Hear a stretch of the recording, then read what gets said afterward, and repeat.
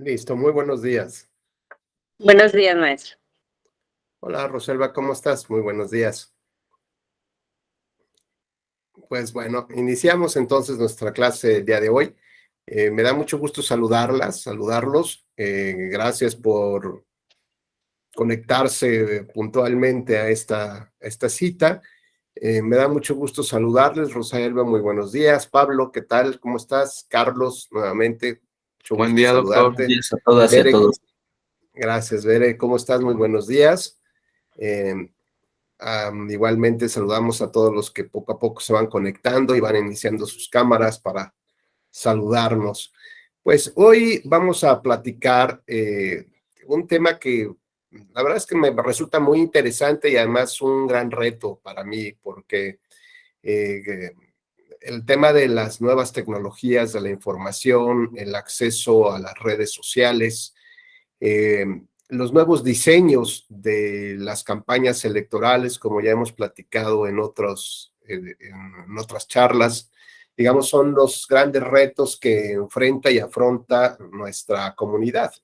Y a la par de la evolución social, pues la legislación tiene que ir adaptándose, tiene que ir acompañándola.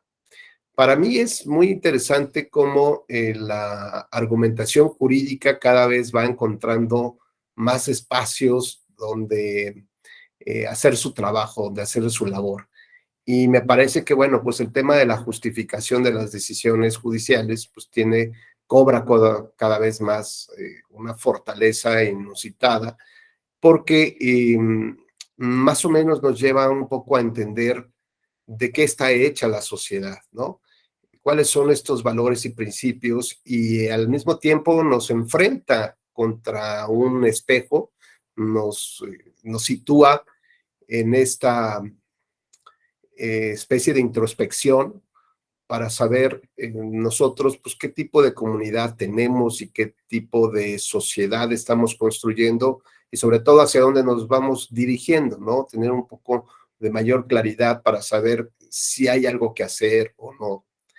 Y me llama mucho, por ejemplo, la atención que cuando utilizamos justo la argumentación jurídica para el análisis de la creación de las normas, por ejemplo, en la función propia del Poder Legislativo, o la de los tribunales cuando aplica e interpreta estas normas, pero sobre todo cuando provoca dogmática jurídica, es decir, cuando más allá de resolver un caso, el juez busca entender el fenómeno jurídico en su mayor integralidad, con mayor profundidad, es decir, provoca al mismo tiempo generar criterios que van a delinear un poco justamente la actividad judicial para intentar entender las problemáticas que se presentarán a futuro y que están más o menos vinculadas con el tema que está resolviendo.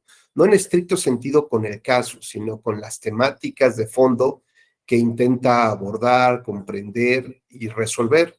Y esto genera, pues al mismo tiempo, cierta dogmática, ciertas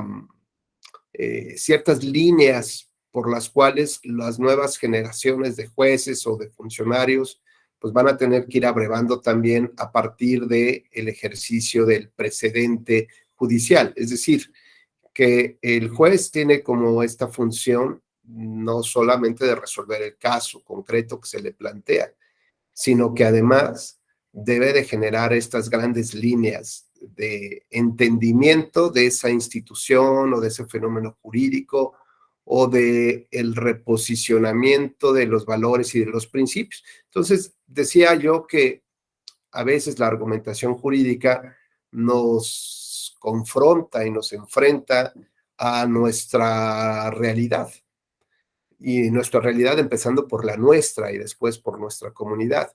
Porque cuando el juez trata de aplicar e interpretar la ley en términos de lo que hoy es su propia realidad, su contexto social, eh, más o menos, diría yo, más o menos, relativamente es sencillo ubicar dónde estamos parados a partir de este reconocimiento de cómo ha evolucionado la sociedad.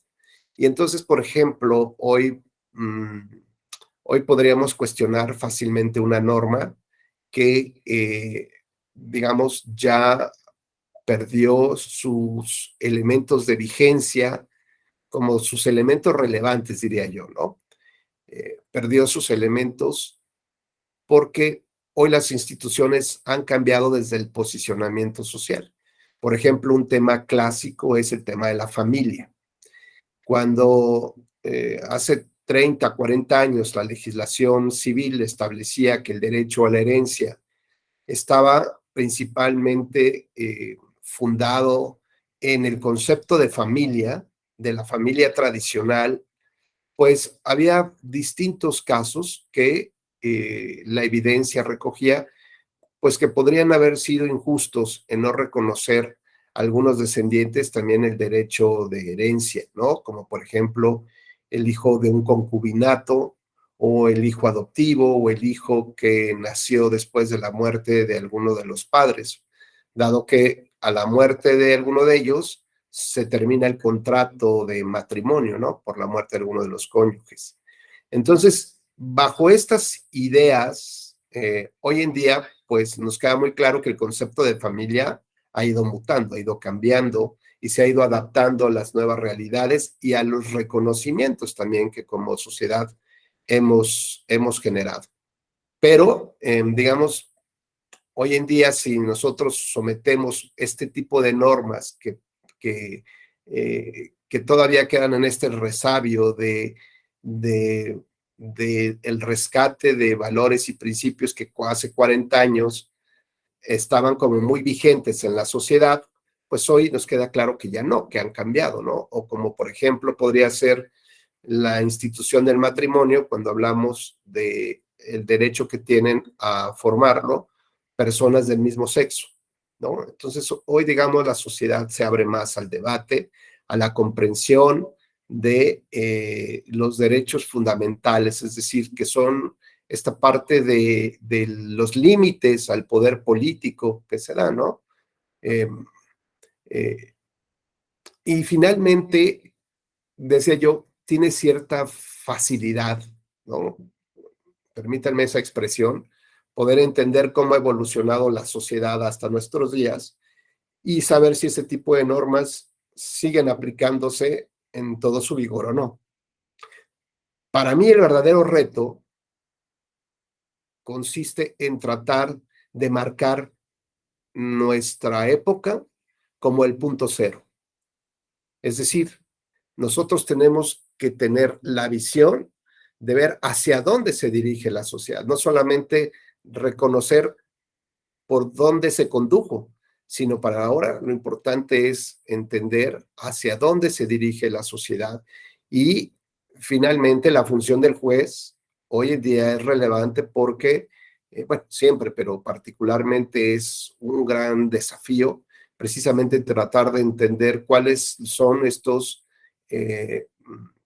contenidos de valores y principios que hoy tiene esta sociedad, la actual, y que de aquí en adelante tratará de formar estos criterios que digo yo que son de la dogmática jurídica para generar predecibilidad en las nuevas generaciones sobre cuáles son estos criterios o estos grandes debates que han tenido los jueces para poder ir marcando un poco el ritmo, ¿no? Y un poco la conducción de la sociedad en términos de esos valores y de esos principios.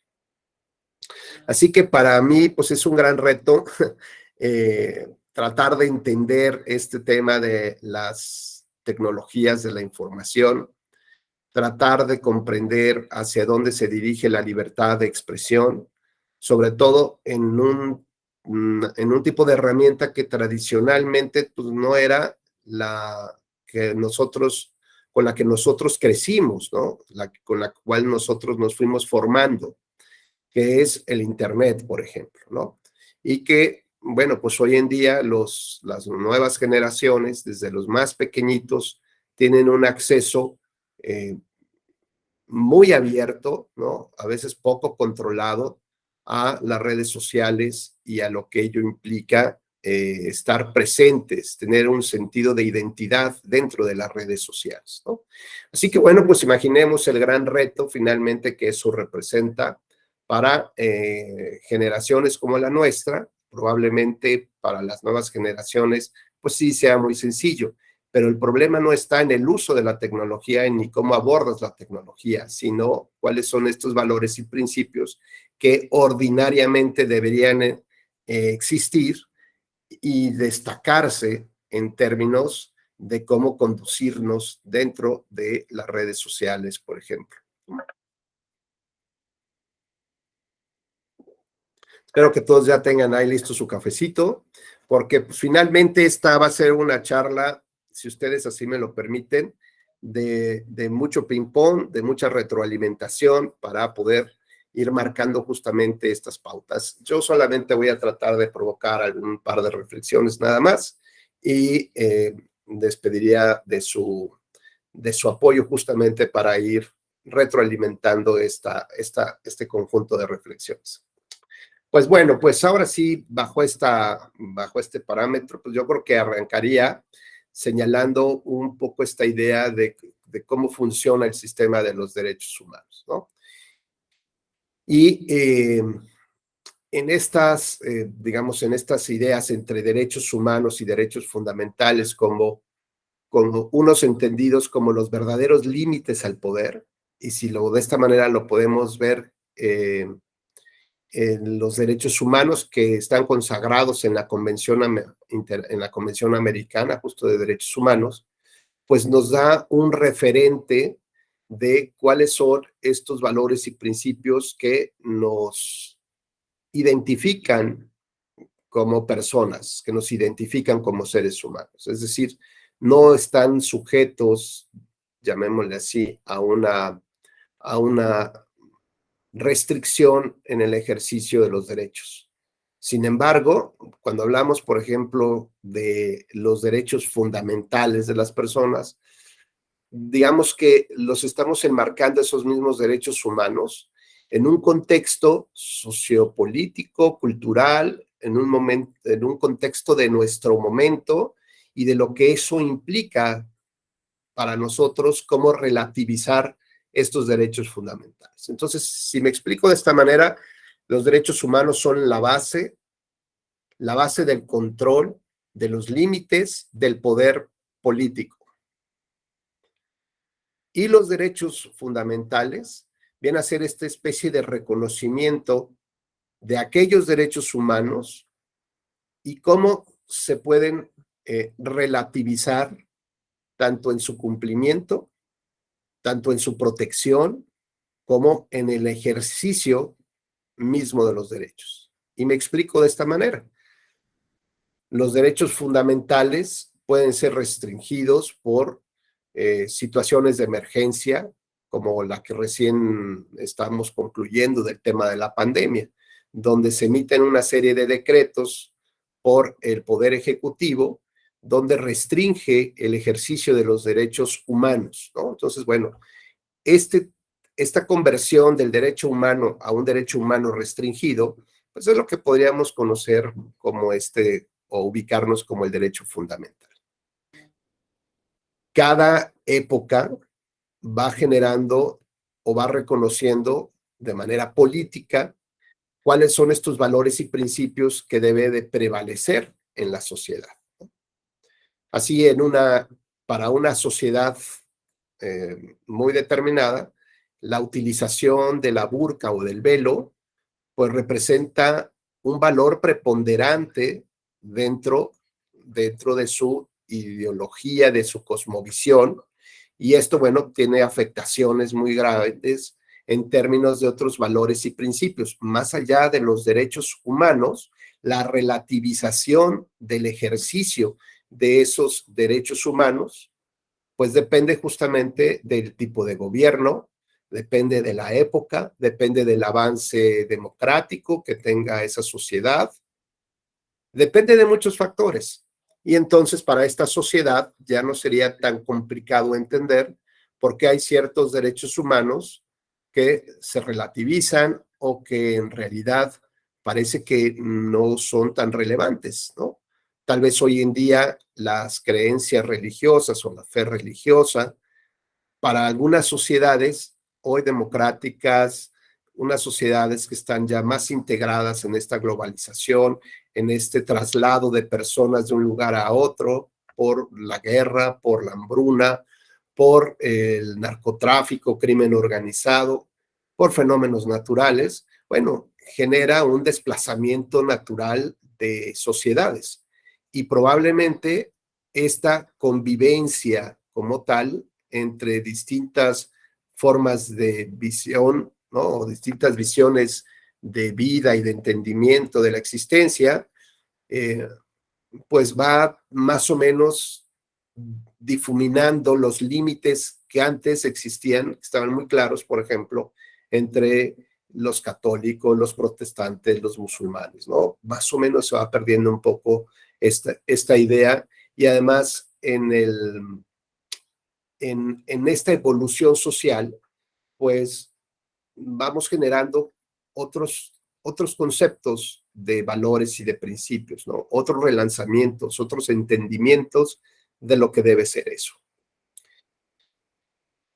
Yo recuerdo, por ejemplo, que hace algunos años, cuando en mi vida personal, familiar, yo castigaba, por ejemplo, el celular o alguna tableta, algún dispositivo, alguna de mis hijas, me decía que le estaba cortando yo su vida social, ¿no? Y la verdad es que yo no entendía mucho esto, pero tuvieron que pasar varios años, ¿no? Para que pudiera yo entender esa situación, porque para mí era difícil romper con mis paradigmas de cómo había yo crecido, ¿no? De cómo era más sencillo tomar un teléfono que estaba fijo a la pared, además, ¿no? Que había que sacar prácticamente turnos, no sé si a ustedes les tocó, para platicar y hablar por teléfono con las personas, ¿no? Pero derivado justo de la interacción mediante las redes sociales y derivado también del tema de la restricción de la movilidad por la pandemia, pues fue como que haciendo más conciencia para muchos de nosotros en la importancia de cómo comunicarnos ahora a través, por ejemplo, de las videoconferencias, ¿no?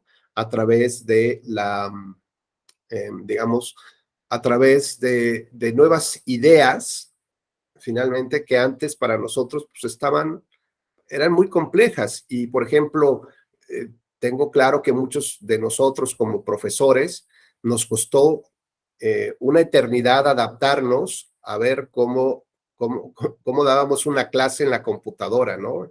Y por supuesto que otras generaciones de profesores arriba de la mía, pues prácticamente desistieron de dar clases. ¿Por qué? Porque no se sentían cómodos y más por ejemplo, si todos los compañeros apagaban la cámara, pues hablarle a la computadora no era sencillo, ¿no? Bueno, pues todo este transitar me lleva justamente a, a tratar de entender varias cosas y ya con esto ahora sí empezamos un poco ya a entrar a tono con nuestra temática del día de hoy. Primero que nada, entender que la sociedad ha evolucionado brutalmente a partir de la información. Ese es un primer punto. La información hoy no solamente nos llega en el noticiero de las 10 de la noche, ¿no? Todavía las mamás o las abuelas, las tías, después de ver su telenovela, se sientan a ver el noticiero de las 10 de la noche, ¿no? Porque ahí es donde tienen la información local, nacional o internacional. Hoy las generaciones ya no ocupan ni siquiera televisión abierta, ¿no? Luego entonces, la información tiene un proceso de creatividad y de difusión brutal. Lo que hoy en la mañana, cuando me desperté, que inmediatamente vi un poco ahí las tendencias en la mañana en el Twitter, pues seguramente ahorita ya cambiaron, ya hay nuevas noticias y noticias en el mundo. Por lo tanto, la manera como comunicamos la información nos lleva también a suponer que ya no solamente hay entidades ex profeso creadas para la difusión de las noticias. Por ejemplo, hay quien le gusta ver noticias con un influencer, ¿no? o con o noticias de tipo más bien como cómicas, o a través de los que denominan los memes, o simplemente con alguien que nos cae muy bien y que tiene por costumbre hacer algunos comentarios sobre las noticias que más nos pueden interesar, sobre la política, sobre el deporte. Es decir, no necesariamente acudimos a las fuentes oficiales de información, sino que pues acudimos con la preferencia de quien nos guste cómo difunde esas noticias, porque además lo acompaña de un chiste o de un baile, o porque visualmente es agradable, o porque, no sé, tiene alguna forma diferente de expresarse, o porque es tendencia y finalmente hay que tener este sentido de pertenencia, de identidad y poder comentar dentro de otros grupos, pues lo que se está diciendo en estos chats, ¿no? Como tal. Así que esta forma como avanza la información, como comunicamos de una manera diferente, pues nos hace que tengamos que ubicarnos nuevamente en estas bases filosóficas, en estas bases que construyen los derechos humanos y trasladados ya al reconocimiento de una constitución por una época, por un sector, por un partido, por unas mayorías, por una legitimidad democrática, pues nos hace entender un poco hasta dónde se va dando y se va respetando justamente estos límites y ejercicios de los derechos fundamentales. Así que bueno, pues vamos a tocar el tema de la libertad de expresión, ¿no? Y esta libertad de expresión debemos entenderla. Me gusta mucho a mí la analogía y seguramente ya me han escuchado y me seguirán escuchando, pero me parece que para mí es muy importante cómo generamos la idea del juego de los derechos humanos, ¿no? Y entonces siempre pongo como ejemplo, voy a compartirles aquí la imagen, si me permiten.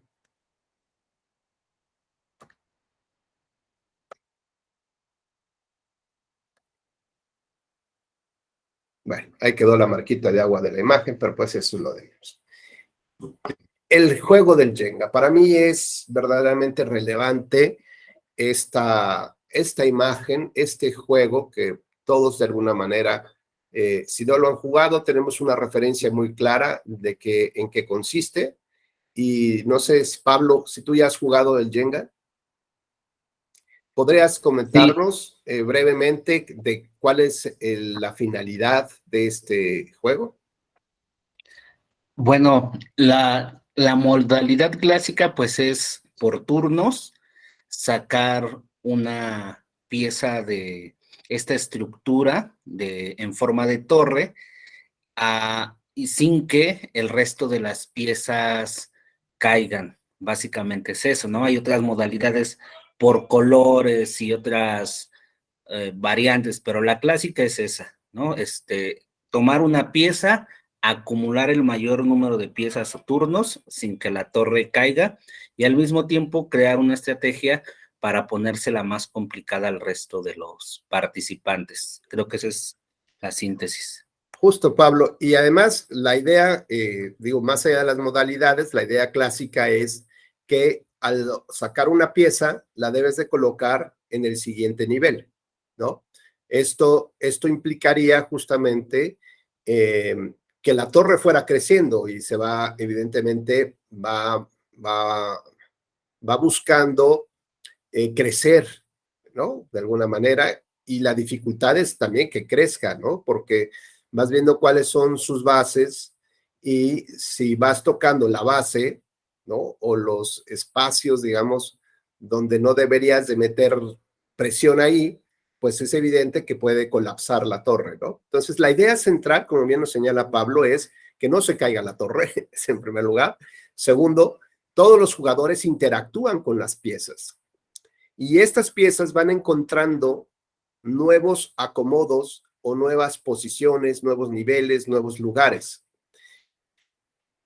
Ante el movimiento de una ficha, puede quedar una especie de vacío, pero hay un peso específico, el propio aire tiene un peso.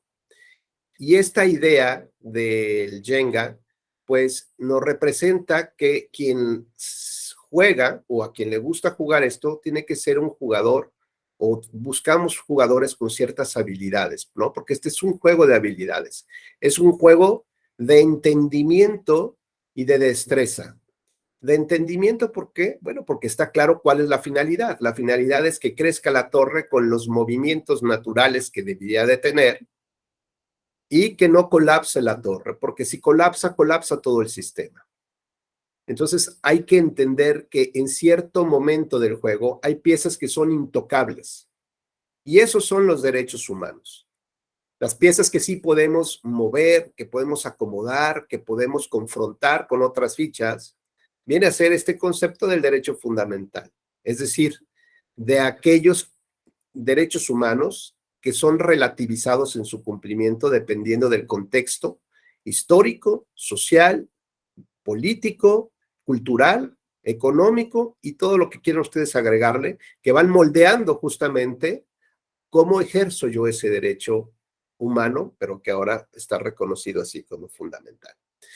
Entonces, estas piezas representan, o este juego representa el sistema de los derechos humanos. Estas piezas representan, cada una de ellas, un derecho humano. Y cada derecho humano está grabado ahí en una de estas tablas, tiene un nombre concreto. Cada una de estas tablas, por ejemplo, nos hablan de, si pudiéramos acercar tal vez, ¿no? Imaginando el tema, por ejemplo, imaginar que en una de ellas viene el derecho a la libertad de expresión, en otra viene el derecho a libre desarrollo de la personalidad, y así sucesivamente. Todos los derechos humanos establecidos en la Convención Americana tienen una representación física en una de estas fichas, en cada ficha del juego. Está perfecto. Bueno, pues resulta que la idea es que en términos del artículo primero constitucional y conforme a la ética de la interpretación del control de convencionalidad, pues la idea es que podamos reforzar la torre en los momentos más complejos de la vida humana, en los momentos más complejos de nuestra sociedad, lo que representa los grandes desacuerdos y los grandes desafíos también. Entonces, el jugador, el buen jugador, debe de tener la habilidad para entender que esta torre en cualquier momento puede colapsar si juegas de más con alguna de estas piezas. Si limitas de más estos derechos, pueden llegar a colapsar todo el sistema. Entonces es un juego, es un arte el poder crecer esta torre en términos del artículo primero constitucional, párrafo segundo, en fin, dice que la aplicación de las normas o su interpretación siempre deben favorecer en todo momento al ser humano. Es decir, en el centro del debate de la norma está el ser humano y la labor obligada de los jueces y ética de los jueces es crecer la torre, subir al siguiente nivel para el efecto de provocar una mejor sociedad, ¿no? Entonces, vamos a poner un ejemplo, como en el caso del artículo, perdón, en el caso de las personas ciegas que nacen con esta condición física, bueno, requieren no solamente que la sociedad las integre a la vida común, ¿no? Sino que hay un precepto constitucional y que también tiene su respaldo en la Convención Americana, que habla de cómo nos integramos real y efectivamente a la sociedad. Y esto es importante porque estas dos modalidades de real y efectiva nos hacen interpretar el precepto constitucional al señalar o al llegar a la conclusión de que no debiera de existir ningún elemento distintivo para esas personas que tienen una condición particular y que pueden, como nosotros, como las demás personas, que pueden integrarse sin ningún problema al asunto, ¿no? Entonces, por ejemplo, si antes se discutía si en las vialidades, en las banquetas, debería de existir rampas para las personas, por ejemplo, que iban en silla de ruedas, bueno, pues eso facilitó, ¿no? Finalmente las incorpora a la movilidad. Si necesitan un transporte público, bueno, pues a lo mejor se creó un transporte especial para ellos. Y aquí yo te preguntaría, a ver, crear un transporte especial para personas que utilizan silla de ruedas es incorporarlos a la sociedad.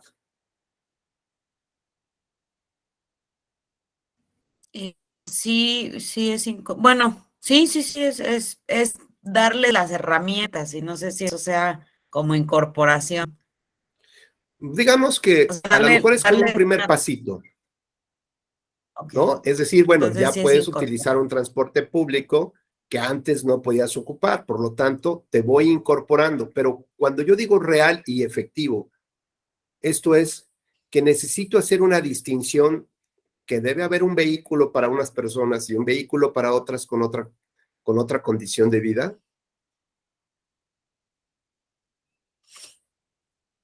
No, pues entonces creo que no, o no, sí, no, o sea, me pareciera entonces que nosotros, o sea, que todo tendría que ser igual, o sea, que no debería de haber esa distinción en todos, ¿no? O sea, todo debería de ser normal, dirían por ahí. Por ejemplo, si yo quisiera que un grupo de personas realmente se sienta integrado a la sociedad, ¿no? Sin ninguna distinción, ¿crees que deberían, por ejemplo, existir en el metro vagones solo para mujeres? Pues no, en realidad no. No, precisamente lo que estoy haciendo como Estado, si bien es cierto que intento proteger un valor determinado a un grupo determinado, lo cierto es que me está faltando la otra parte, ¿no? O sea, sí estoy provocando que las mujeres puedan tomar el metro y puedan transportarse a donde quieran y para las finalidades que quieran, ¿no? Pero cuando hablo de la integración social real y efectiva, donde no existiera, digamos, estos colores, estas divisiones y estos segmentos, pues implicaría que realmente y efectivamente integro a mi sociedad como tal. Por lo tanto, por ejemplo, cuando yo hablo de estos autobuses especiales, que se agradece, que bueno, porque ya espero se pueden movilizar las personas que utilizan una silla de ruedas, pero lo cierto es que no terminan siendo integrados completamente, real y efectivamente a la sociedad, ¿no? Entonces, la labor de la sociedad, la labor del Estado es tomar esa ficha que tiene la imagen, ¿no? Y subirla al siguiente nivel. Entonces, por ejemplo, vamos a platicar en el caso de del ejercicio del voto. Para las personas ciegas, la legislación establecía que podían ser acompañadas de una persona que les ayudara, ¿no? Que pudieran entrar a la casilla acompañados de una persona y que además le apoyara justamente en poder ejercer el sufragio. ¿Estamos? Y ahí está la ley. Esa ley como tal estaba cumpliendo este precepto o este fundamento constitucional de la incorporación plena, real y efectiva. Pues no, no en realidad, porque en efecto, al colocar ciertas herramientas específicas, seguimos como dividiendo, ¿no? O sea, bueno, así lo entiendo, como dividiendo a la sociedad, lo que dice, no los integramos, no estamos todos participando en que justamente crezca esa, como dice usted, la torre, ¿no? Para que todos entendamos y podamos coparticipar en una situación, por ejemplo, de atender a alguien ciego, por ejemplo, o incluso Oye, y por verlos ejemplo, diferentes. Claro. Oye, Bere, y por ejemplo, si tú tuvieras en tus manos esa tabla y subieras al siguiente nivel, ¿qué podrías hacer para que ya no tuvieran que estar acompañados de una persona que les dijera, pues mira, aquí está el papelito, acá está en este cuadrito, bueno, aquí arriba, en esta zona, está el candidato o el partido y aquí es donde debes poner una marca? ¿Qué Ahorita, bueno, sugerirías pues tú? ya, Ujú. bueno, ahorita ya hay las boletas braille, ¿no? Por ejemplo. Bueno, entonces ese ya es un avance, digamos, es decir, Eso nuestro también. nivel ya subió, ya subimos la tablita y estamos manteniendo la verticalidad del sistema democrático, la verticalidad de los derechos humanos, está funcionando. Ahora, por ejemplo, ya que ese ciudadano tiene una boleta braille, ya sabe dónde marcar sin necesidad de ningún apoyo, ya es, por lo menos en esa parte ya está incorporado real y efectivamente. Pero después cuando se dirige a la urna, ¿cómo tendría que cómo saber que su boleta tiene que ir en alguna cajita en especial? Le tendrían también que ayudar, ¿no? El presidente, el secretario.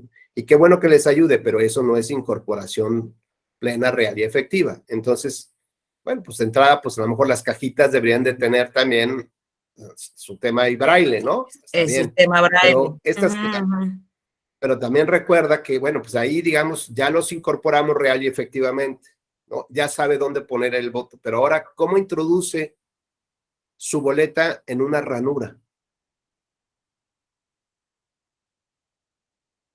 No, pues tocándole, ¿no? O sea, no Pues sé. como tocando, bueno, entonces a lo mejor nos falta trabajar y, por ejemplo, se han creado una especie de embudos, ¿no? Que es mucho más fácil que en lugar de estar tocando, pues como una especie de embudo, por ahí pueda, que algo que sea mucho más sencillo poner, y sin embargo, bueno, todavía estamos en esta creatividad de cómo subimos al siguiente nivel, ¿no? Y ahora como las nuevas tecnologías van a ser posible a través de la urna electrónica o del voto electrónico, que tarde o temprano llegaremos en algún momento para allá, cómo los incorporamos también, ¿no?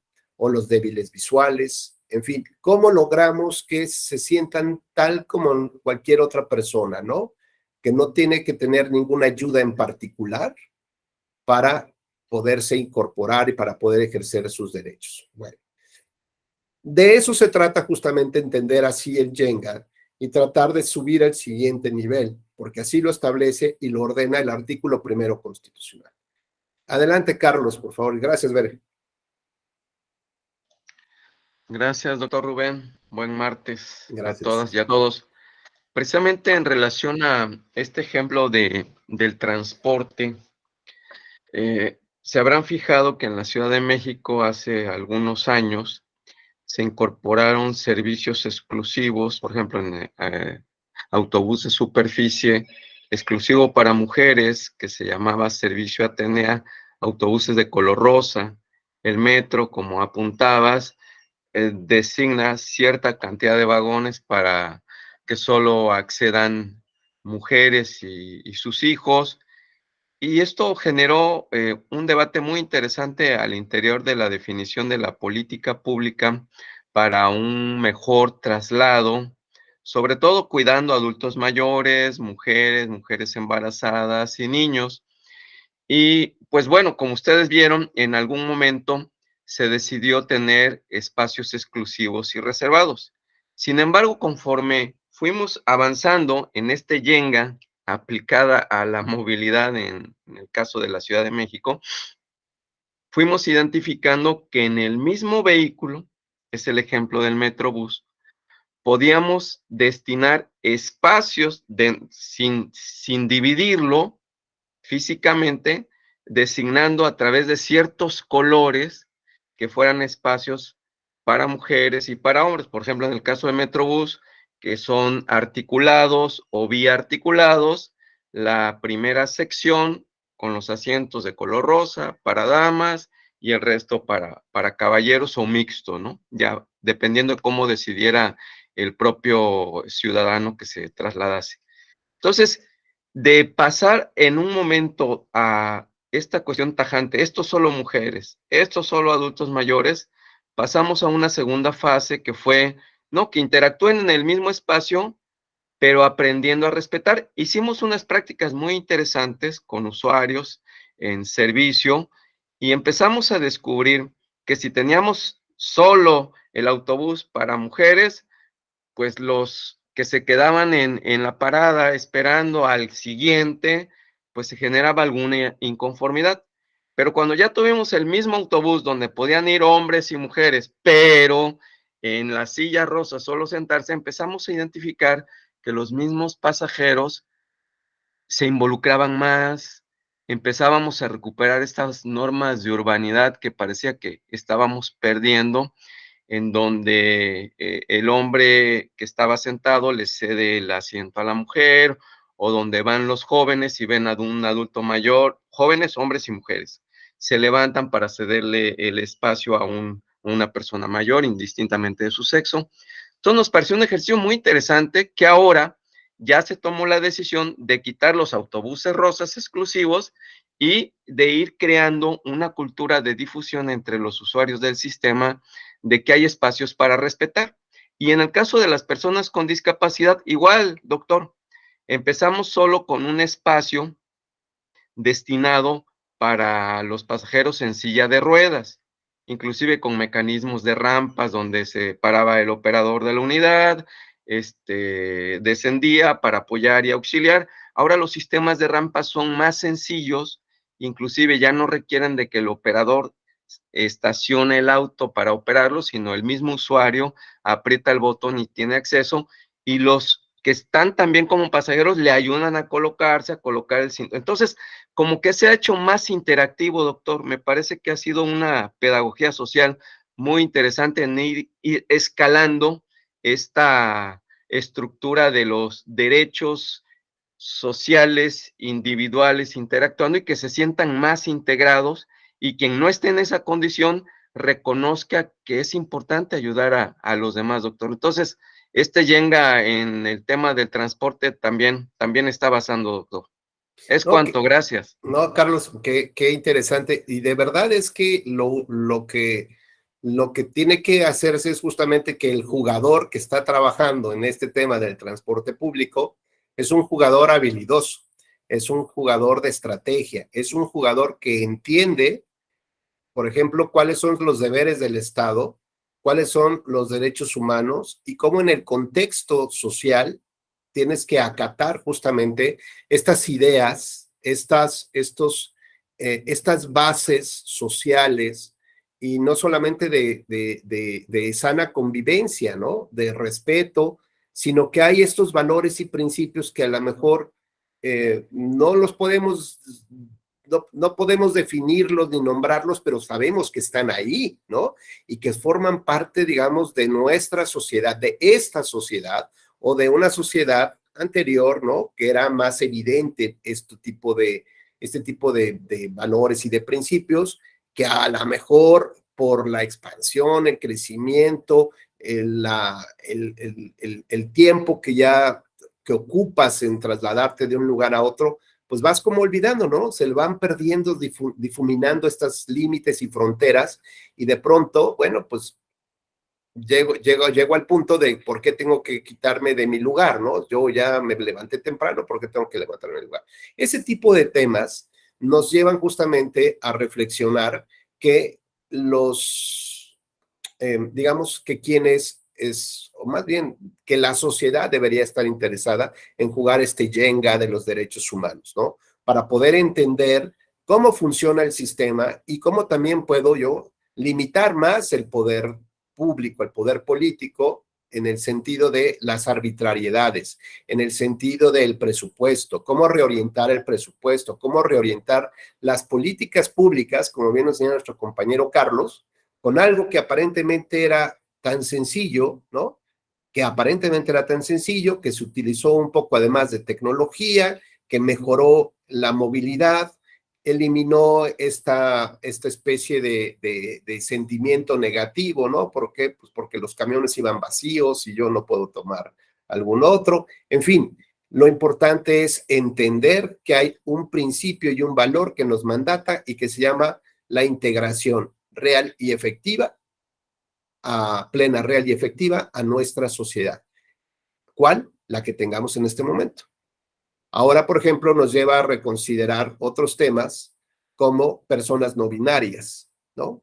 En esta clasificación que hacía Carlos de jóvenes, adultos mayores, hombres, mujeres, bueno, pues ahora nuestra sociedad está reclamando un reconocimiento a personas no binarias, ¿no?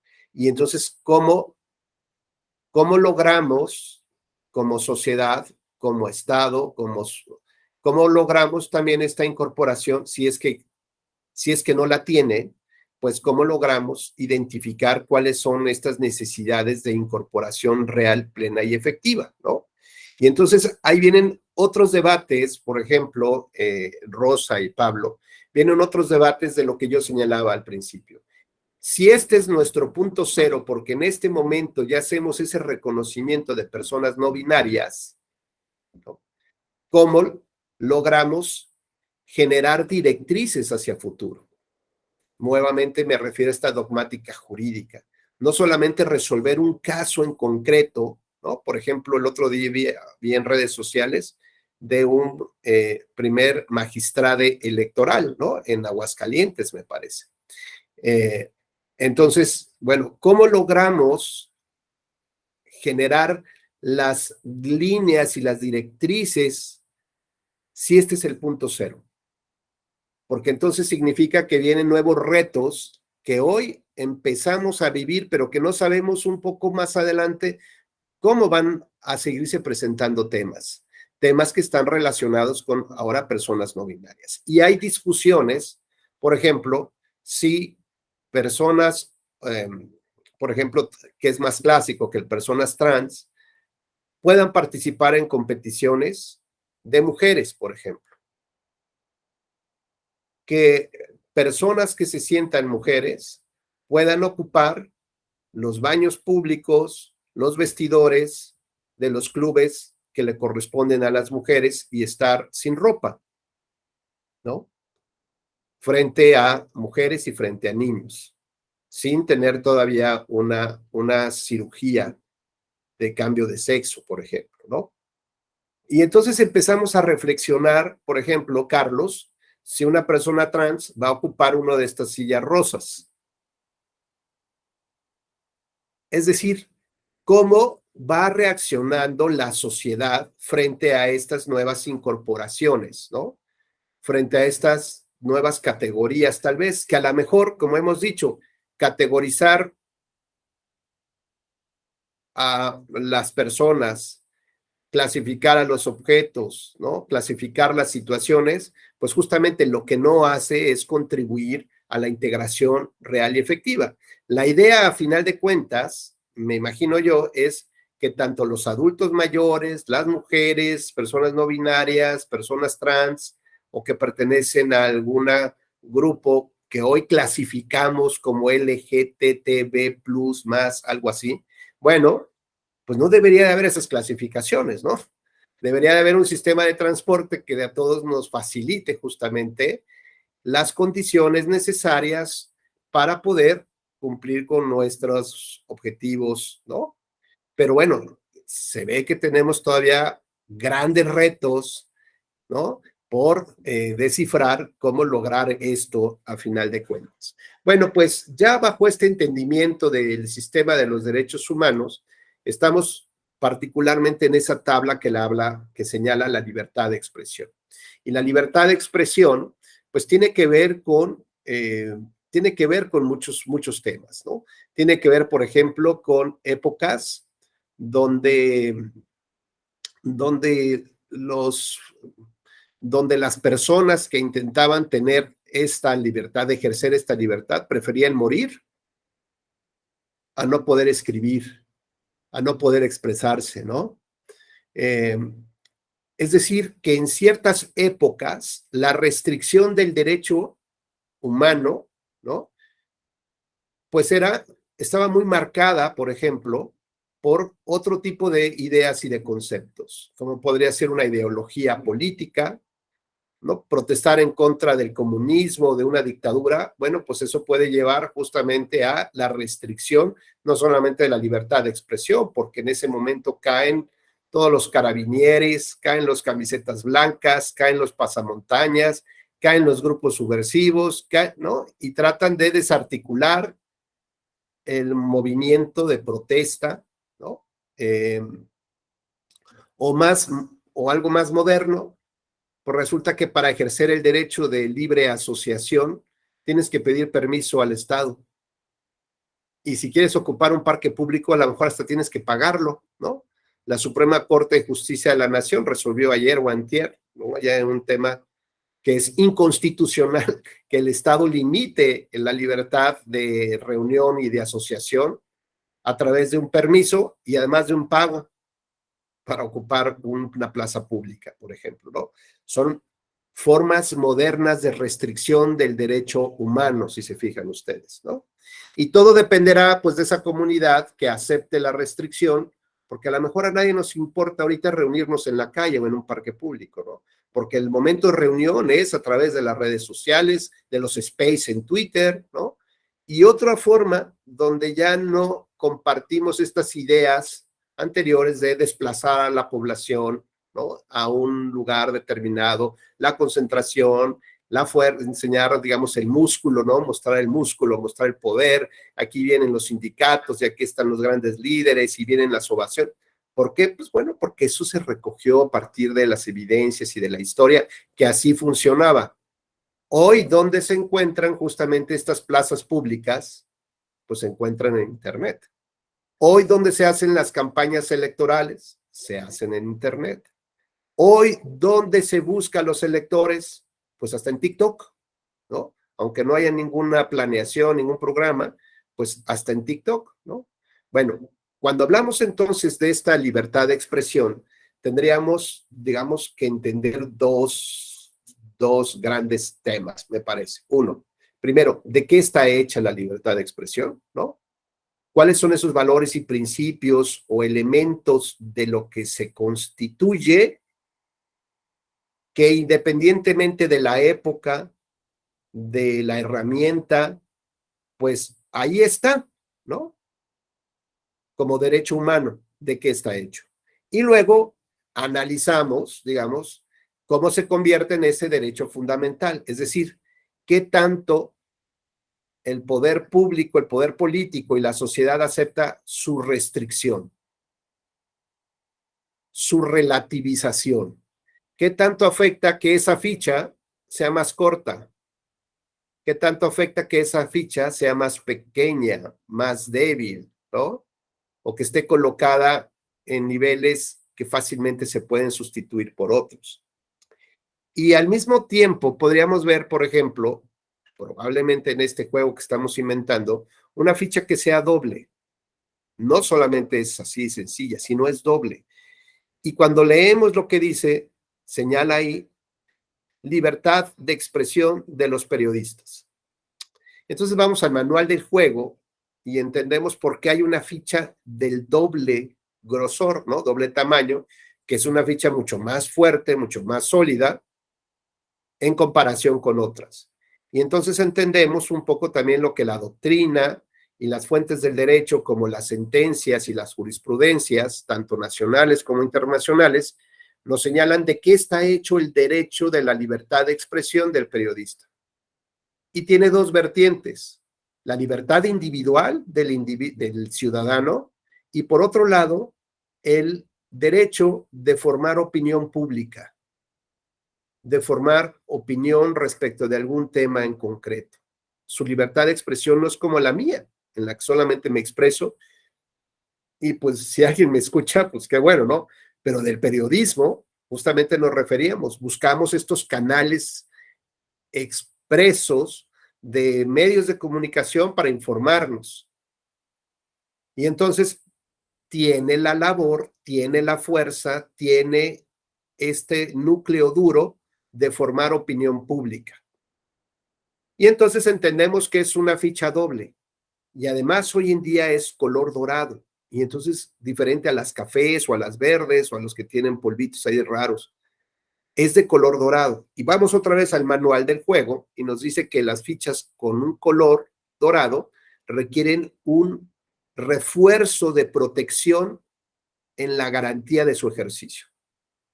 Es decir, debemos de tener mecanismos jurídicos que faciliten eliminar cualquier obstáculo o cualquier restricción a ese derecho. Y adicionalmente, que el Estado debe volcar todo el aparato con mayor intensidad para proteger esa ficha que tiene un doble contenido. Tiene una doble visión y entonces entendemos que en esta época, la actual, la que nosotros estamos viviendo, se requiere reforzar el periodismo serio, ¿no? El periodismo que va acorde con las reglas normales, tal, pero que seguramente en el contexto en el que estamos, está recibiendo muchos ataques. En el contexto en el que nos encontramos, cada vez es más difícil encontrar este tipo de periodismo serio. En el contexto en el que estamos, cada vez se cuestiona más la ética del periodismo. En el momento en el que estamos, es más probable que la fuerza del Estado someta al periodismo. Y no nada más en esta época, sino también en otros contextos históricos, sociales, como tal, ¿no? Por ejemplo, a mí me llama mucho la atención cómo redes sociales y medios de comunicación le cerraron el micrófono en vivo al candidato, entonces presidente de Estados Unidos, Donald Trump. Habla de la fortaleza, de la protección de la ficha, que es una ficha que está fuerte, que está sólida y que a lo mejor no necesita el color dorado, porque el propio sistema la protege.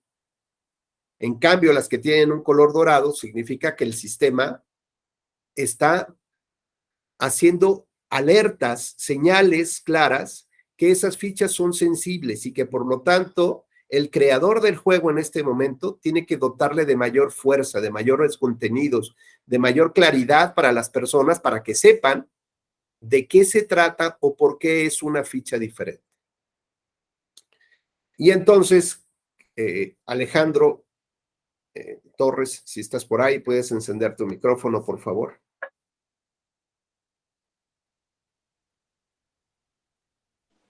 Hola, buenos días. Hola Alejandro, ¿cómo estás? Buenos días. Bien, bien, gracias. Oye Alejandro, conocer tu opinión. Decía yo que esta ficha doble busca proteger al periodismo.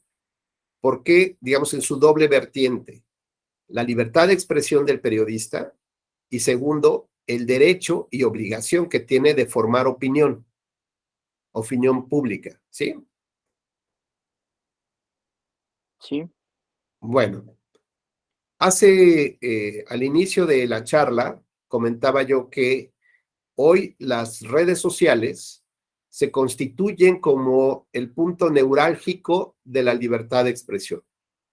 La información fluye de una manera velocísima, ¿no? Segundos, pero, digamos, es tal el cruce o el tráfico de información y de quien quiere informar que hoy la sociedad no necesariamente atiende a los canales tradicionales de información, que antes era la radio, la televisión, ¿no? Y después cuando estas pasaron al internet. Decía yo, puede ser que hoy yo siga las noticias a través de un tipo de noticiero de memes, que siga yo las noticias o que alguien quiera informar opinión y crear opinión, o sea, quiera expresar su opinión y además generar opinión pública, como los tiktokeros, los influencers. Mi pregunta, o en tu opinión, ¿tú crees que ellos deberían de también tener una ficha doble? Digamos, de una garantía especial y también color dorado, garantía especial por parte del Estado y protección por parte del Estado para aquellos que no son los medios tradicionales, ¿no? Que los que construimos esta idea de la libertad de expresión, del periodismo, de los medios de comunicación, sino ahora se lo podemos trasladar a una nueva figura que son los influencers. Híjole, yo creo que sí es una pregunta algo complicada. Yo lo que veo es en este espacio de las redes sociales, pues en ese espacio ahora sí todas las voces son pues escuchadas por alguien. Es decir, no siempre antes se tenía el acceso completo, pero ahora cualquiera puede dar su punto de opinión respecto a cualquier tipo de tema. Y en relación a la pregunta, pues lo que se me viene a la cabeza es, por ejemplo, pues la campaña de difusión por la cual fue multado el Partido Verde Ecologista, pues el periodo pasado, en sentido de que los influencers cobraron una parte del pastel por hacer esta campaña publicitaria, en el sentido de que, más bien a lo que lo digo es porque estas personas, pues en sus redes sociales nunca habían subido un comentario de corte político, por ejemplo, o por qué hacerlo fuera del proceso. Entonces, pues yo lo dejaría también todavía como a reserva de, en el sentido de que no todos, a pesar de que las opiniones son válidas, no todos tienen el conocimiento pleno para la ejecución de una idea en el caso del corte político electoral. Entonces, yo entiendo que ahora los canales de difusión de esta información que se vuelve más dinámica, que se vuelve más fluida y que evoluciona minuto a minuto o segundo a segundo, es diferente. Hay periodistas que tienen su propio canal de YouTube, hay canales de información que tienen su propio espacio en TikTok y eso los hace tener un mayor alcance. Pero eso de que algunas personas sin tener o estar en el medio puedan ser tomadas como fuente de información, pues no sé si lo dejo mucho a reserva en ese sentido. Gracias, Alejandro. Y la verdad es que la complejidad que tiene es porque este es nuestro punto cero de la sociedad, ¿no? Nosotros podemos hacer un balance de lo que ha venido surgiendo desde hace 50, 60 años en la libertad del periodista, en la libertad de expresión y de los medios, y cómo se someten a veces al poder y cómo se autocensuran para no sacar ninguna nota de una balacera, por ejemplo, ¿no? Y mejor no se meten en problemas. El asunto es cómo es hoy nuestro punto cero. Es decir, lo complicado, decía yo al principio de mi charla, es cómo vemos hacia futuro, porque son cosas que están surgiendo, pero ya no entendemos si las mismas, si valores y principios y las mismas reglas de antes que identificábamos como esenciales, hoy van a funcionar para eso. Por eso decía yo con las personas no binarias y el tema del transporte público, vi la cara de Carlos, es decir, híjole, pues ahora qué vamos a hacerle ahí. ¿Por qué? Porque tal vez esos valores y principios que teníamos nosotros identificados ya no pueden aplicar para este mismo caso, para casos futuros, ¿no? Porque entonces, tal vez nos faltó, Carlos, justamente tratar de profundizar más en las esencias, ¿no? En la esencia de esos derechos humanos para llegar a la conclusión de que hay que tener que trabajar en función no de la división incluso del vagón, ¿no? Aunque ya no sean 3 vagones, ahora la división está en 1. Y esto por lo menos permite otro tipo de avance social. Pero todavía nos falta encontrar esos núcleos, ¿no? Y recuperarlos para ahora sí identificarlos y ver cómo somos creativos en función de ello y subir al siguiente nivel en torno no necesariamente al transporte, sino a otro tipo de conceptos como la educación. Y tú lo decías muy bien un poco como en el recuerdo, ¿no? De épocas pasadas, que hasta te sentí con cierta añoranza, ¿no? Donde los hombres le cedían el lugar a las mujeres, siempre había un gracias, un por favor, la señora de la tiendita a 3 calles de tu casa te acusaba con tus papás y hacías alguna travesura de toque de timbre, ¿no? había un concepto de comunidad y de protección y de mejora, ¿no? Un poco esto. Y hoy, pues lo que no tenemos es eso. Hoy no sabemos ni quién vive enfrente de nosotros, ni qué hace. Y apenas me decían, ¿por qué en las pequeñas comunidades todavía se da esto? O sea, esta unión y todo el mundo sabe quién es.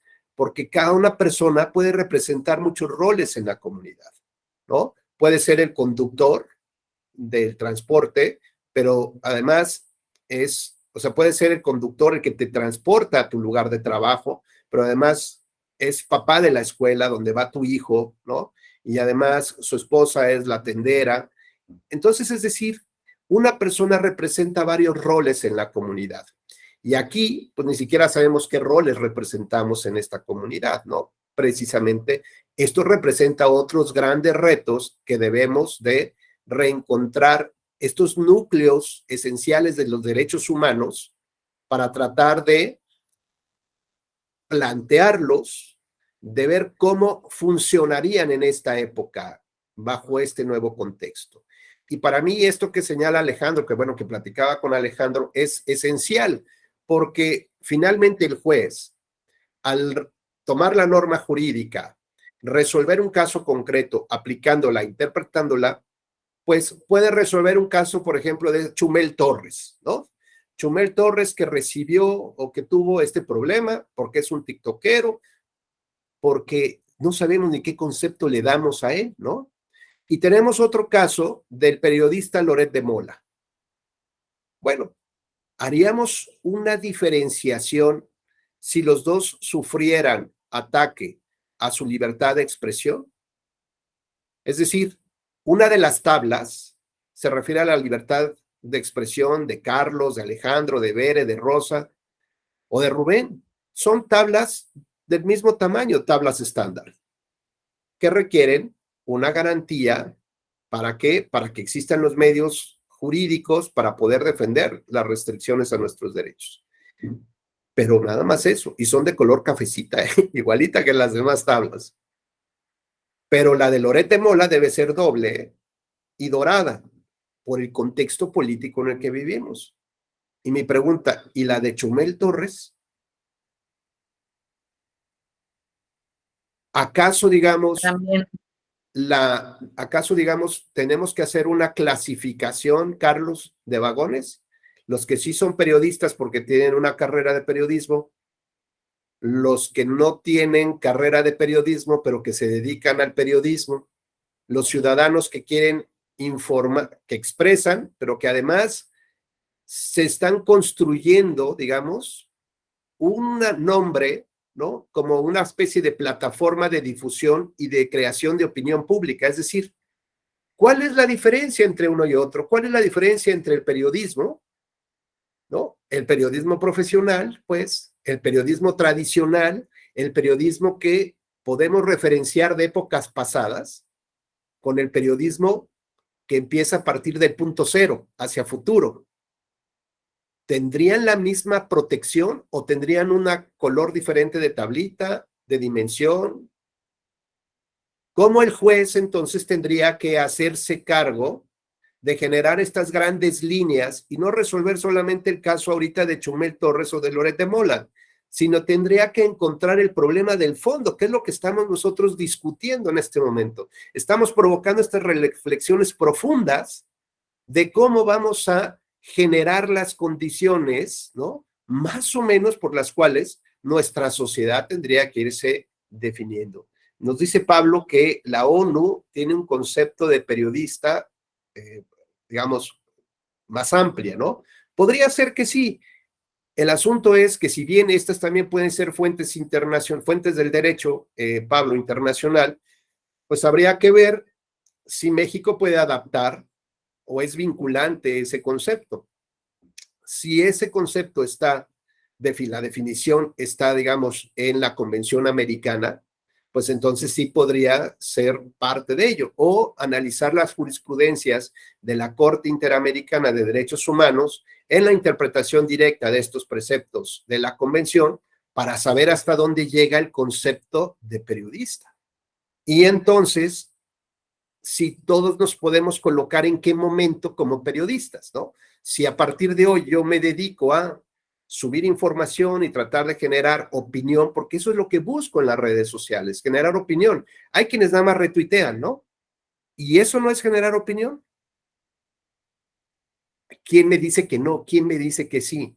Volvemos al punto cero, volvemos al punto de construcción de sociedad en términos de cómo las normas jurídicas deberían irse adaptando a esta evolución social y cómo los criterios de los jueces no solamente deben de resolver el caso concreto, sino justamente ver cómo interpretan la norma o la reinterpretan retomando valores y principios de los derechos humanos para ver si eso que nosotros creíamos de qué estaban hechos los derechos humanos, si realmente hoy siguen teniendo esta vigencia, o solamente era ver la punta de un iceberg, lo más identificado, ¿no? El derecho comparado, lo que las cortes, altas cortes decían de qué estaba hecho el derecho, ¿no? Lo que podíamos más o menos ver, pues del valor de la familia tradicional, el valor del matrimonio, pero en realidad tal vez todavía nos falta escarbar más, ¿no? Con profundidad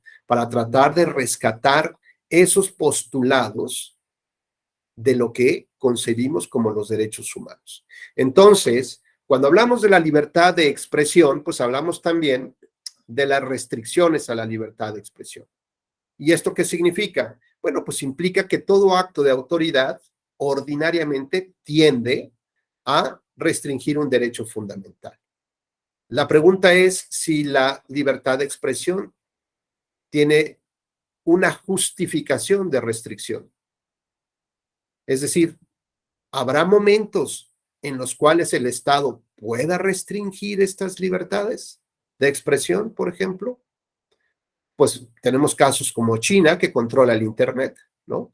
Tenemos casos donde ya empiezan a existir ideas de legislaciones o donde el ejército diga que si comentas algo en Internet, pues cuidado, cuidado con lo que digas, porque eso puede ser subversivo para un gobierno.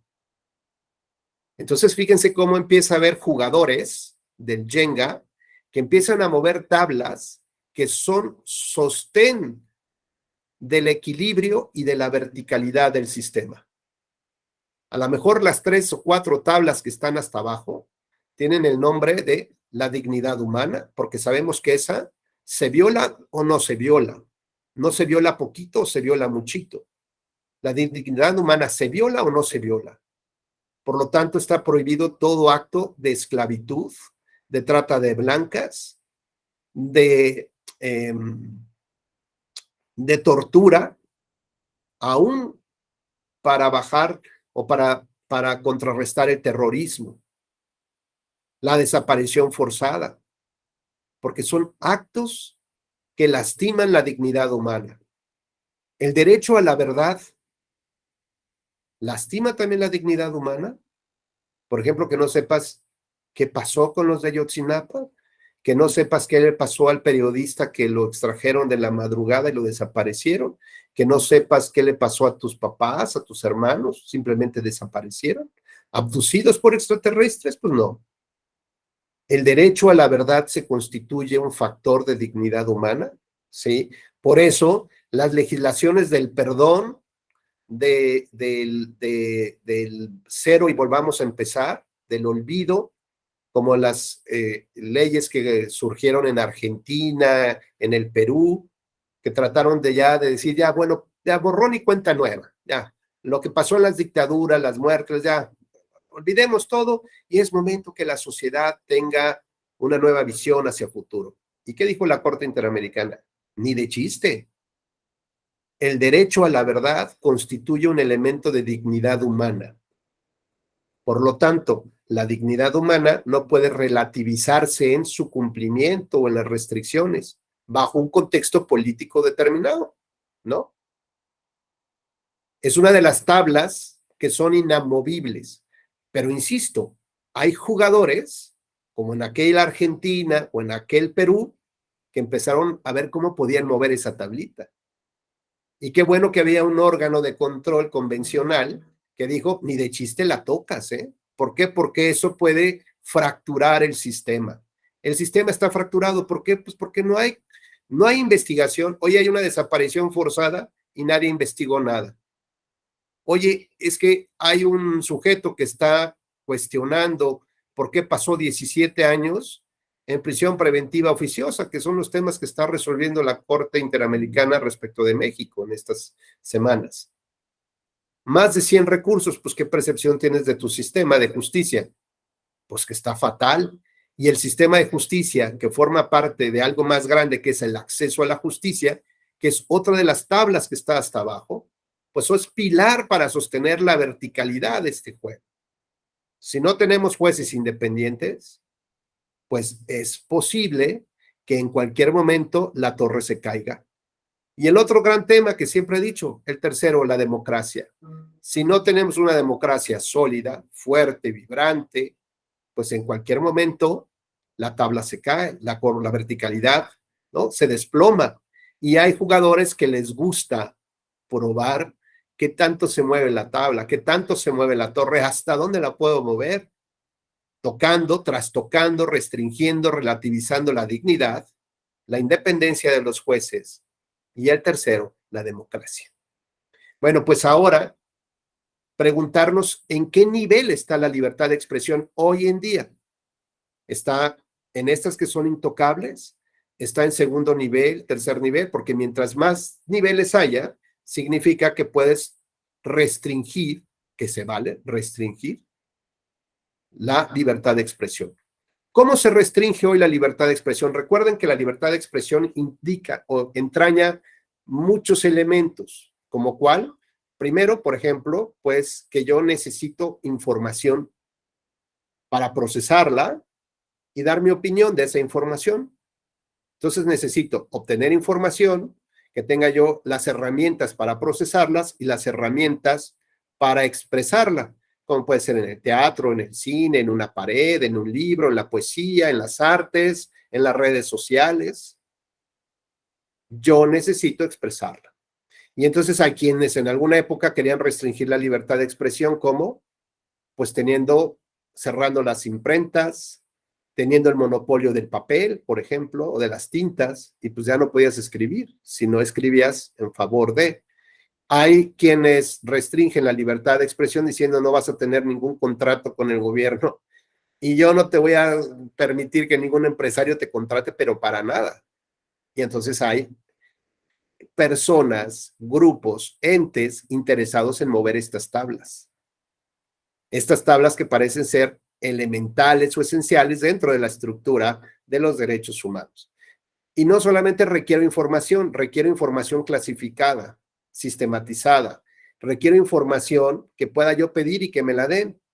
Y ahora, digamos, la extensión, otro nivel más de la libertad de expresión, pues implica que ahora, gobierno, tú tienes que subir la información, no tengo que pedirte nada, tienes que ser transparente y debes de tener colgada en la página de internet pues información básica, esencial de todos tus movimientos. Entonces, fíjense cómo ha ido creciendo, incrementándose el nivel del ejercicio de la libertad de expresión. No solamente es que obtenga yo información, que tú me la des, sino que esa información esté clasificada, sistematizada, que yo no ande con unas llaves en bodegas de hectáreas, ¿no? Buscando algún archivo. Pues no, eso ya lo tienes que subir tú. Y entonces, hoy en día, jurídicamente, ¿cómo se limita la libertad de expresión? Bueno, pues a través de estos decretos de resguardo de información. ¿Por qué? Pues porque pueden afectar la seguridad nacional, ¿no? Dicen. ¿Y como cuáles? Pues los contratos que tiene el ejército para la construcción de los aeropuertos o adaptación de aeropuertos. ¿Como cuáles? Los contratos de compras de vacunas. ¿Como cuáles? Pues todo lo que ustedes consideren que el Estado resguarda, pues es un esquema de restricción de la libertad de expresión. Pero bueno, ahora el enfoque que le vamos a dar en esta parte ya final de nuestra clase tiene que ver con los excesos a la libertad de expresión. Y los excesos pueden pasar por el insulto, pueden pasar por la diatriba, pueden pasar por la posverdad, es decir, cambiar la percepción de algo que tiene datos duros, fijos, ¿no? Y que podemos hacer un análisis de cuál es el costo de la canasta básica hoy de los alimentos, ¿no? Y ahí están los datos de cuánto cuestan los alimentos hoy en día. Les digo porque ayer hice súper, o antier, el domingo, hice súper y me fui de espaldas con los nuevos precios, ¿eh? Por lo menos ya vi que el limón bajó un poquito, ya no está en los 100 pesos. Pero vean ustedes. La cebolla, maestro, ¿cómo anda? ¿Perdón? La cebolla, ¿cómo anda? Por ejemplo, el tema de la cebolla, pues está igual, creo que está en 50. 53 pesos. Algo así. Bueno, esos son datos duros sobre los cuales podemos generar opinión pública de cómo está elevándose el costo de los alimentos básicos y que el sueldo pues se mantiene igual, que el sueldo no está respondiendo justamente a poder seguir teniendo esta capacidad de adquisición de los productos. Pero el tema de la posverdad implicaría generar una idea respecto de ello diferente, ¿no? Y entonces nos olvidamos de los datos duros y decimos, pero en México todavía podemos comer tamales, ¿no? En México todavía comemos taquitos, en México todavía vamos, ¿no? La gente está acostumbrada a comer en la calle los fines de semana. ¿Y eso qué tiene que ver? Bueno, pues te quiero generar la idea de que sigues estando bien, de que los mexicanos siguen estando bien porque siguen practicando, siguen consumiendo, siguen saliendo. Oye, es que el kilo de la cebolla y el precio del pollo y no sé, sí, pero ya vieron que los mexicanos están viajando más, ¿no? Hay más turismo. Vamos a recibir tantos empleos, ¿no? O vamos, tantos pasajeros en el tren, en el aeropuerto. Y entonces cambias la idea de lo que se está discutiendo, generando una percepción distinta, no a través de datos falsos o de mentiras, pero sí generando un cambio de verdad, un cambio de percepción, lo que se conoce como la posverdad. Y que ya hacíamos referencia, por ejemplo, de un tema muy clásico que nos indica qué profundidad puede tener esto, qué influencia, trascendencia, justo también las elecciones de 2016 en Estados Unidos, las elecciones presidenciales, cuando interviene Cambridge Analytics, una empresa que se dedicó justamente a generar posverdad, al igual que el gobierno ruso, para afectar la candidatura de Hillary Clinton, ¿no? Del Partido Demócrata. Y esto, bueno, se va conociendo a través de las grandes comisiones en el Senado, donde van investigando todo lo que pasó en torno a esas elecciones y cómo esta idea de la posverdad trascendió justamente en el resultado de las elecciones. Por lo cual nos estamos enfrentando, digamos, a nuevos retos ahora, no solamente en si un comunicador de Twitter o de Internet o de alguna red social se le puede comparar con un periodista, con el periodismo tradicional y debe de tener las mismas garantías de esa ficha doble color dorada o en la ficha sencilla. Pero adicionalmente nos enfrentamos o ese sistema de libertad de expresión, que es ahora el común denominador, se enfrenta o tiene sus propios retos. Y sus propios retos implica, por ejemplo, la posverdad, implica el bullying, el ciberacoso, implica el que te estén siguiendo todo lo que haces en las redes sociales, implica que te manden una serie de hates, de bots, ¿no? De ataques a tu cuenta, que bloqueen tu cuenta, que la cancelen, ¿no? Que le pidan a internet que cancelen o a la red social que cancelen tu cuenta. Entonces, ¿hasta dónde, digamos, estas nuevas tecnologías de la información que concentra la libertad de expresión, hasta dónde las reglas que teníamos antes y que respondían a ciertos valores y principios, hoy en nuestro punto cero, van a poder funcionar para regular, para generar sana convivencia, ¿no? Ciertas armonías, ciertos entendimientos de cómo operaría, cómo funcionarían las redes sociales. Y hemos visto casos dramáticos, por ejemplo, de jóvenes que han terminado suicidándose por el ciberacoso en las redes sociales. Hemos visto casos dramáticos, por ejemplo, de personas que pues ya les da pavor subir algo en las redes por todos los ataques y porque comentarios violentos, ¿no? Comentarios que pueden ir desde, ¿cómo explicarlo? Por ejemplo, ustedes pueden ver en las redes sociales, en Facebook, en Twitter, en todo lo que ustedes vean de redes, se utiliza actos violentos del habla, ¿no? Por ejemplo, todos sabemos que una de estas tablas del Jenga implica un bien jurídico de vivir una vida tranquila, libre de violencia, ¿no? Pero también la violencia no solamente es física, la violencia puede darse mediante actos del habla y que generalmente la sociedad percibe como menos violentos que la violencia física. Pero en realidad no sabemos cuál es la profundidad del daño que se genera, que pueda llevar incluso hasta un suicidio.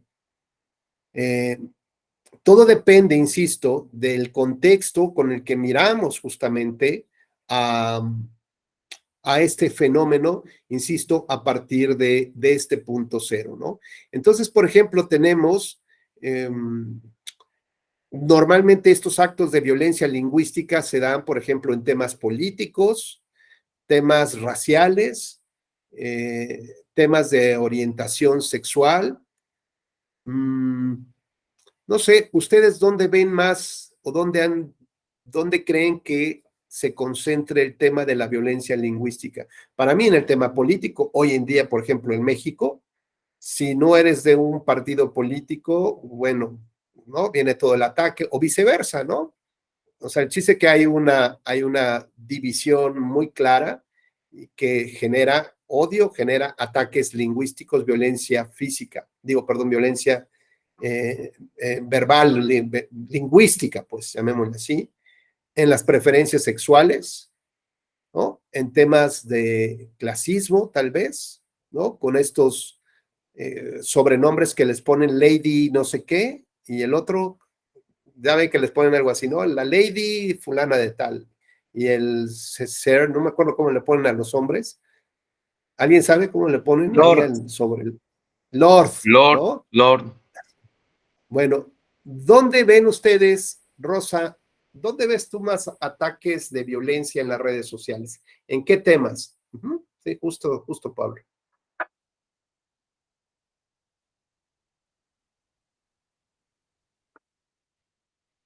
Generalmente son política y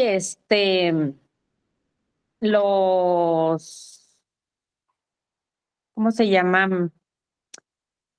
Todo lo que involucre niños.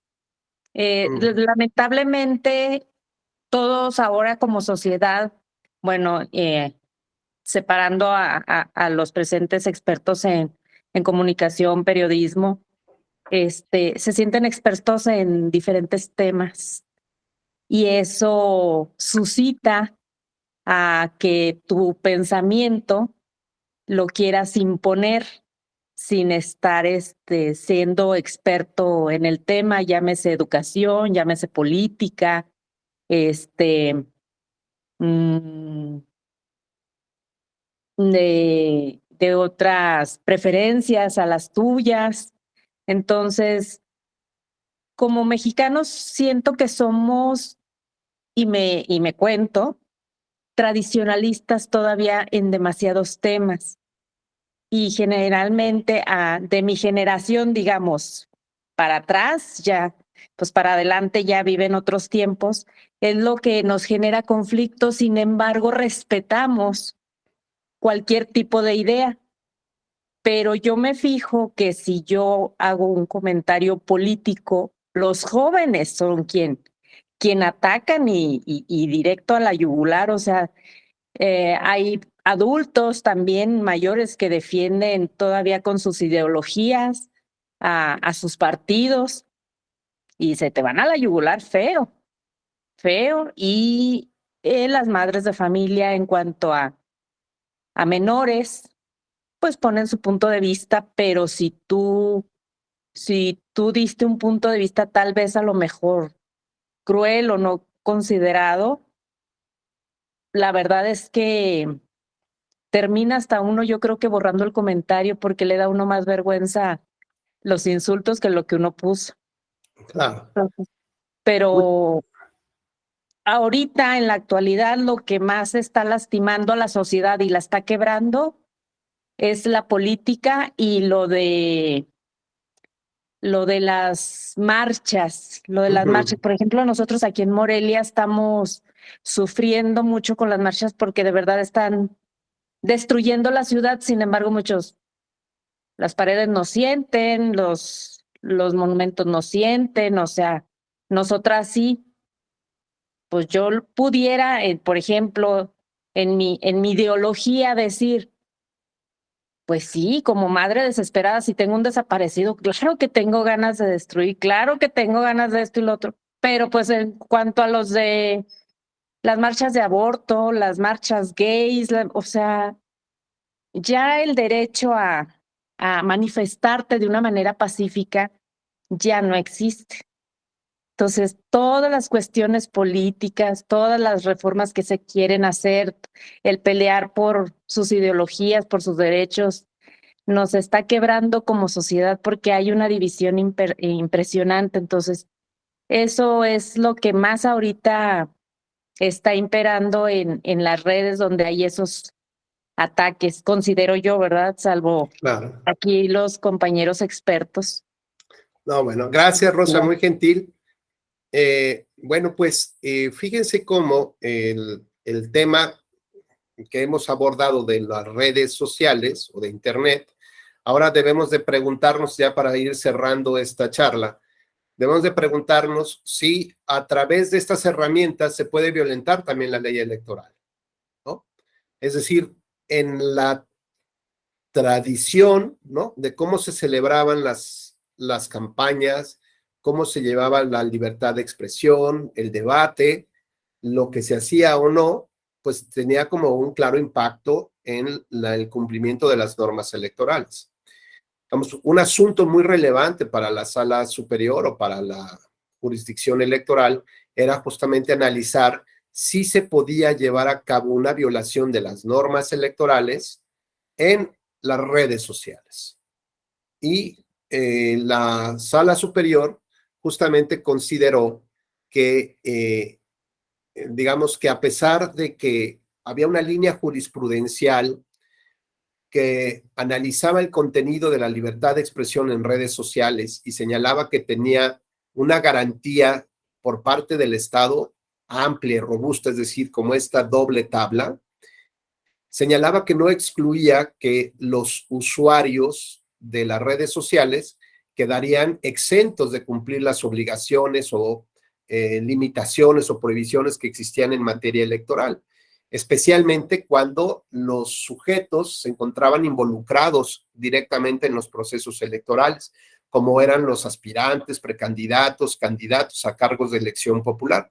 De manera que cuando se incumplían las obligaciones o se violaban estas prohibiciones establecidas en las leyes electorales mediante el uso del Internet, pues concluyó que también deberían de ser sancionados. Es decir, que la circunstancia de utilizar las redes sociales no implicaban de suyo que las conductas fueran, digamos, aceptables y además, pues legales, ¿no? Es decir, porque la propia legislación no establecía estos conductos para poder violentar o ser un instrumento para violentar la norma.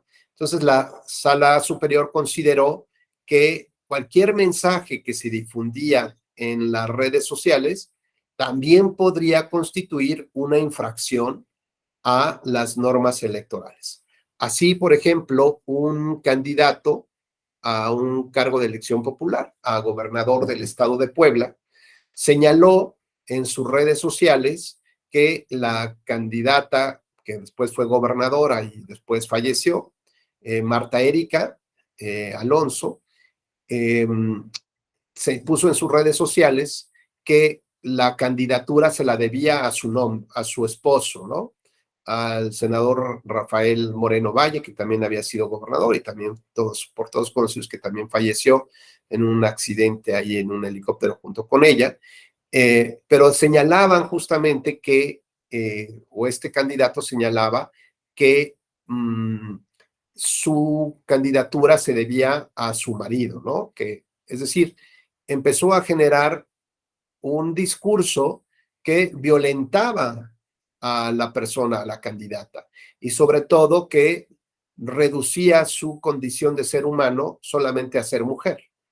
Esto significaba que no tenía los méritos suficientes como persona para poder ser candidata, sino que en realidad utilizó su condición de mujer y de esposa para ser candidata, y que incluso utilizaba el apellido del marido, ¿no?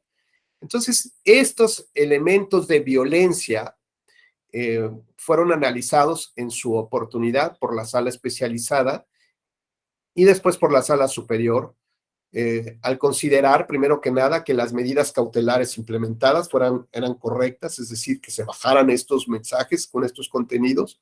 En segundo lugar, que se impusiera al candidato o al aspirante o a la persona que estaba emitiendo estos comentarios, que se le sancionara en términos de las leyes electorales, ¿no? Y que además se considerara como violencia política por razón de género. Y además, posteriormente, la línea jurisprudencial marcó que todos aquellos que fueron condenados por este tipo de conductas no podrían ser candidatos a un cargo de elección popular por determinada temporalidad, ¿no? Esto habla justamente de cómo la sala superior o un órgano constitucional toma una de estas tablas, ¿no? La mira tras luz, la ve, la analiza por distintos, le pone unas retocadas de otros colores, a lo mejor, ¿no? Que en este caso ya no solamente es dorado, porque el tema de la protección a las mujeres, pues debe tener un revestimiento especial, sino que además le inserta otros elementos que rescata, que recupera de esos núcleos de los derechos humanos, y decir, hoy en día, frente a los nuevos retos que son las redes sociales, pues también voy a regular esta temática, ¿no? Y ahora lo que voy a regular es esta expresión de ataque, de ser violentos en el lenguaje. ¿Y cómo es violento uno? Bueno, pues desde que puede dar gritos, pues a lo mejor habrá gritos en las redes, ¿no? De que habrá insultos en las redes, de que, como señala Rosa, ¿no? Te ataco, no ataco tu argumento ni tu idea, sino ataco tu condición de mujer o tu situación de hombre, o ataco a lo mejor el color de tu piel, o cómo estás vestido, o tu educación. Oye, ahí le suben, miren el que hablaba del socialismo, pues resulta que estudió en universidades en Inglaterra, ¿no? Utilizando el capitalismo y, bueno. No, pues es que mira, resulta que tú estudiaste en una universidad pública. ¿Y eso qué tiene que ver con el argumento, no? Son formas de atacar, son formas violentas de utilizar el lenguaje a través de las redes sociales.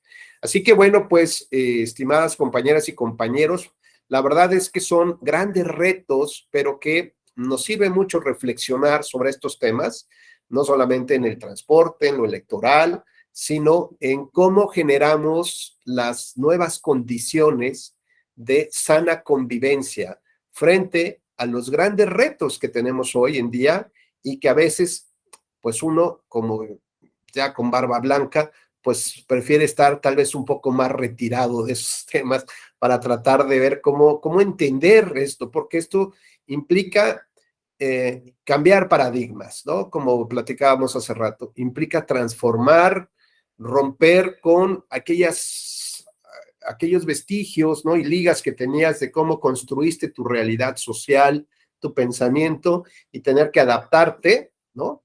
A estos nuevos retos. Pero adicionalmente, para las nuevas generaciones es tratar de recuperar esos valores y principios para saber cómo tendrían que operar hoy en día la libertad de expresión dentro de las redes sociales.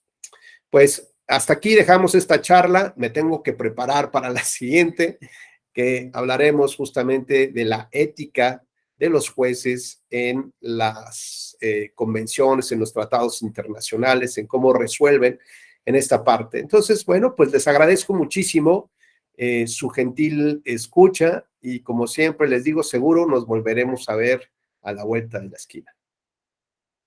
Les deseo que tengan un excelente martes. Muchas gracias por su participación. Gracias, Carlos, Pablo, Gracias, Rosa. maestro. Gracias, doctor. Buen día Sofía, para nos todos. vemos. Gracias. Giovanna, Igualmente, gracias. hasta Adiós. mañana. Hasta mañana. Hasta mañana. Gracias. Hasta mañana.